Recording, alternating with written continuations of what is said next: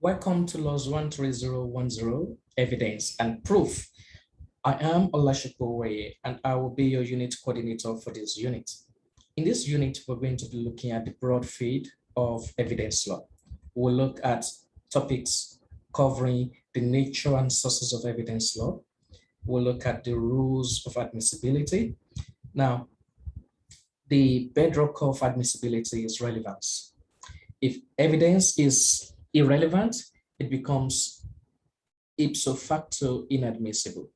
For it to be admissible, it must first be relevant.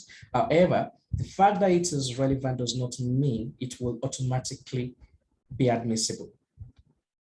Evidence that is relevant can still be rendered inadmissible by certain rules of evidence, like the rule against hearsay, the rule on opinion evidence, communication that is privileged. So these are all relevant rules that may make irrelevant and otherwise admissible evidence inadmissible. We'll look at things like presumptions. What are the relevant presumptions of law and fact? What are the rules guiding when a court may take judicial notice of fact?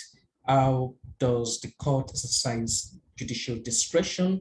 What are the methods of proof? What are the relevant rules guiding competence and compellability? So who is a competent witness? Who is a compellable witness? We'll find in the course of the unit that basically every person that can give intelligible account of circumstances will be a competent witness, subject to a few exceptions relating to the ability of an accused person to testify for the prosecution and the privilege against self-incrimination. We'll look at the rule on compellability. Generally, a competent witness will also be a compellable witness. We'll also cover the various forms of evidence, real evidence, oral evidence, documentary evidence. We will look at the rule against hearsay, at the rules guiding how witnesses are examined in the course of judicial proceedings. We will cover how admissions and confessions are dealt with in judicial proceedings. Are all confessions and admissions admissible? In what circumstances would confessions be inadmissible? Generally, voluntarily given confessions and admissions can be binding on the parties giving them.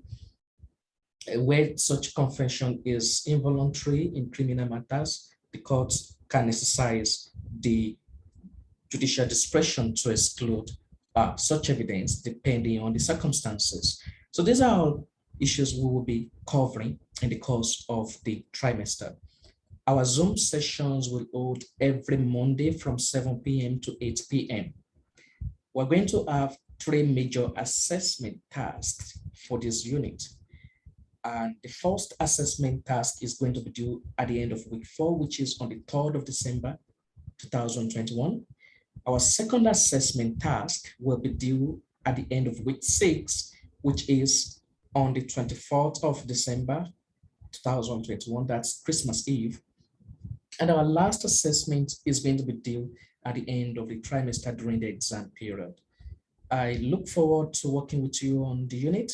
If you have any questions at any point during the trimester, feel free to get in touch by email or by sending or posting your questions through the unit's Moodle site.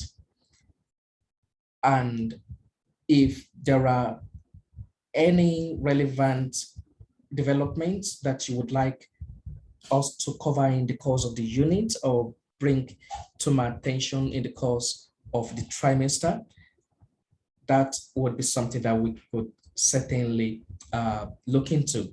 As we all know, evidence is one field of law that deals with real life developments around us, and we can have real life matters and cases that may come up in the course of taking this unit this trimester that would be of interest to the cohort. taking the unit.